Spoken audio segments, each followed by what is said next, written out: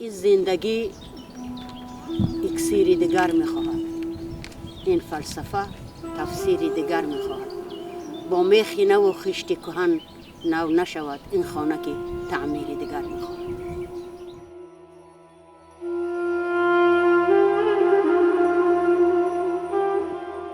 زادگاه شما همان قشلاق یخچ که گاه در قطار دیگر دهات های تاجیکستان آن را مثلا محافظ هویت ملی تاجیک ها میدانید. این سخن شما است. باز هم در آوان شوروی از ساختارهای قبلی افکار و فرهنگ مذهبی را به میراث داشت که برای پرورش یافتن دخترها مانعه بزرگ بود. چگونه دست داد از این دیوارهای خرافی و تعصب شما رها یابید و به یک زن آرمانی تبدیل یابید؟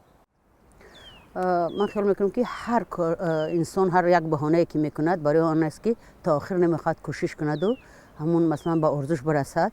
بعد هزار یک کس بهانه میارد. مثلا من گشنه میگید برای گوشت سیر بودنش گندم نمیکارد، آرد نمیکند، نان نمیپزد. انا همین گندم کاریدم و نان پختم من خودم. هر کسی که میخواد به یک مراد و مقصد برسد میرسد.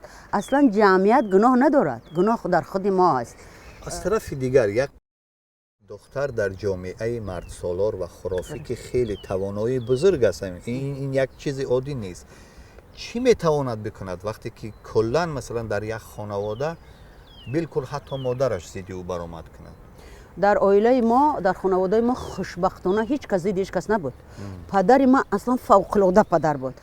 یعنی که در خانه ما همیشه فرهنگ بود، همیشه کتاب بود. پدر ما بسیار آدم روشن بود. خب بابا مدرسه داشت، این طرف اون طرف. من میخوام بگم که واقعا خب وسیله ملایج زخوت من برد، اما تا اومدن اونم حلقه در مکتب سرود میخوندم، مینواختم، ترانه ایجاد میکردم، همه چیزا رو میدونستم حلقه. و مثل یک سیل بودم که پیش راه گرفتن امکان نداشت.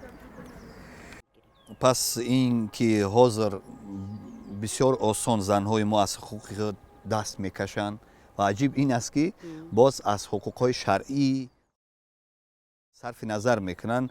محض شما در ناتوانی خود زن میبینید؟ در چی میبینم؟ در دستنگری و در مفلسی و قشاقی.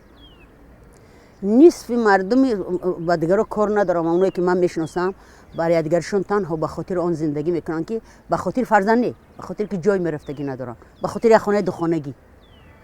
چون که اگر که اون مردک پشکی یا که زن در نام مثلا پدر مادر خودش کرده باشد این خونه، مردم از مفلسی میگن که مولا بچه را در تگ پشت کتاب مقدس مونده رفته نان نگرفته است. یعنی مفلسی آدم به خواری ها میبرد. بعد ندانستن حقوق خودشون.